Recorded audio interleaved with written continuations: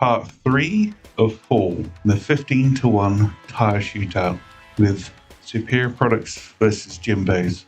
A real cheap versus expensive. Using Superior Products Road Warrior, these the Super Soaper as the 15-to-1 cleaner, and the sealants is Superior Products Aqua Gloss, these Jimbos, all dressed up. So starting off, just checking out the pH. There is a little variation in water. I have the tester in a 0.686 solution, 7.4 in 7.5 in water. The water is slightly different between the two because I got some more. Put in 10 milliliters of the Road Warrior and it comes up at 10.9. It's maybe just me making that 10.9. I'm going to clean off pH meter just to make sure I get out the liquid and then put it back in the 6.8, 6.9 solution, which is centered around 6.9. Put it back in, and of course what happens is I get a 10.6 with Incredible Suds in, which is less pH than what was there originally, so it takes it down almost 3. It actually is 10.65, but it's certainly close enough to be lower. Pour that in its container and then it's ready to roll.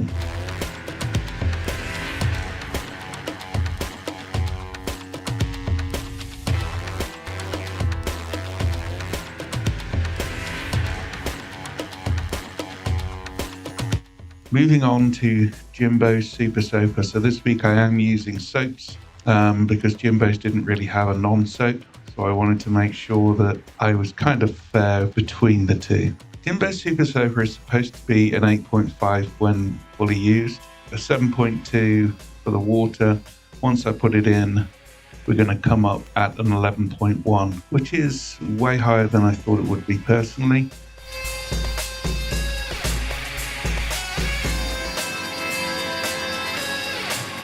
I'm going to wash it out in some regular water solution and put it back in my known solution to take it down to 6.9. Put in the Incredible Suds, which will indeed lower it a little bit. And now we come up with 10.9, which is still a high solution in terms of usage. So probably makes a good tire cleaner, but not cheap. Very expensive. Road Warrior to Jimbos is extremes on either side. So now coming into the tire, I had moved it centralize it, and I realized something after I've moved it. Spray down the left with Superior Products and then spray down with Jimbos, and then realized that straightening it, I'd run over the armor detail ghost sealant, so I had to take it back and then bring it back to the centralized position. Not something I normally do, but I had to get it closer to where it needed to be. I'm just washing them off quickly here, both of them, because I've taken a little longer than I would have normally due to moving. Now I'm just going to move it back upright and get straight into using the two brushes.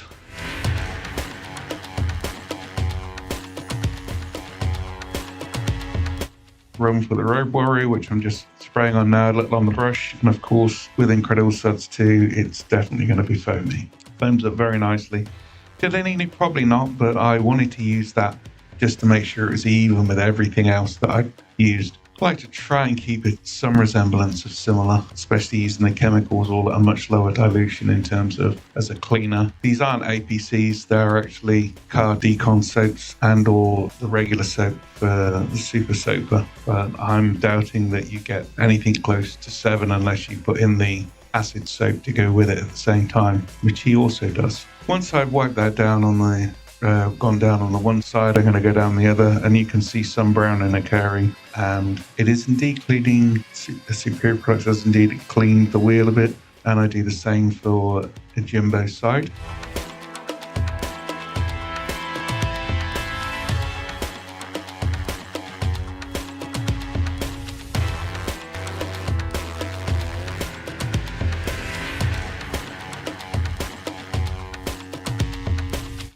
Once again, is cleaned the wheel a bit, and then of course the next thing to do is get some quick beads out and just give it a quick spray, and then spray upwards just to distribute and spray down just to get everything off, making it easier of course for my re-clean, which I'm going to try and use a regular pH soap or a rinseless, which is most likely going to be Incredible Suds, but I'll have a look to see what we got at a 15-to-1 ratio. Whatever I put on, I'm going to put on at 15-to-1.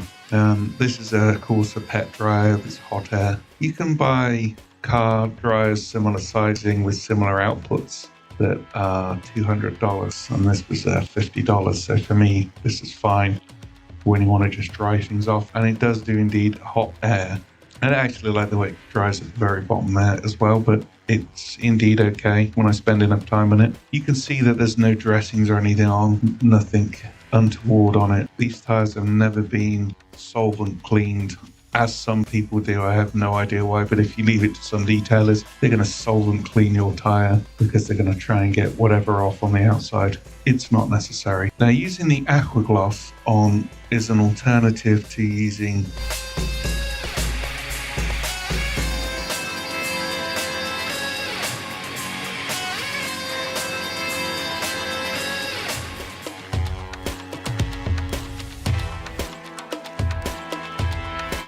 some of the others, because it's more of a gel-like consistency. It's the only product I'm using that has a gel-like consistency. Sorry for getting the head in the way there. Showing you my bald patch here. I am going to do 2 coats as everything else. Shiny, not shiny, I don't care. I'm just doing 2 coats and I'm looking for lastability.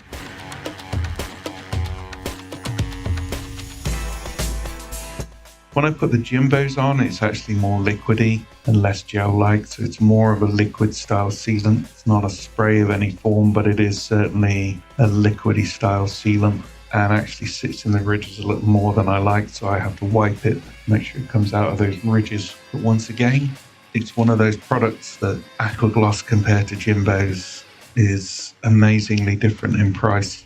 If Jimbos doesn't last forever or look the best, that's the problem.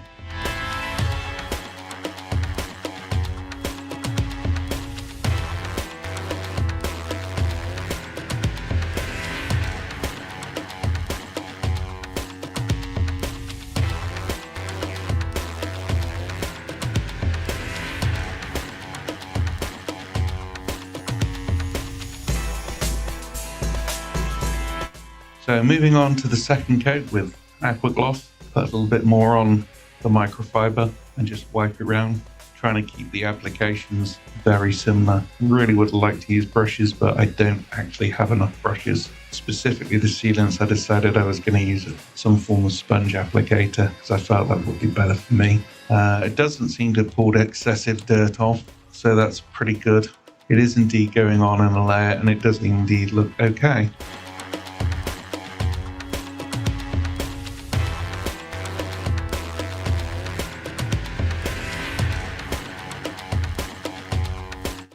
Opening up the Jimbos, doing exactly the same thing, second layer on, putting some on the microfiber. Like I say, it's more liquidy and you can see it just on the ridges of the Bridgestone, but I got to rub across that just to make sure that it sits on there correctly. I don't necessarily like that, but once again, you have to put up with these things. On the close-up in the picture, I'm going to show you the top, the middle and the bottom. To me it looks fine. Some might say it's excessively shiny. That shine goes off to a certain degree anyway, no matter how shiny you think it is on the day. It's not donut glazed shiny as I thought it would be shiny, but it's fine to me. Each tire is going to be different anyway. Thanks for watching. Please like and subscribe until part 4.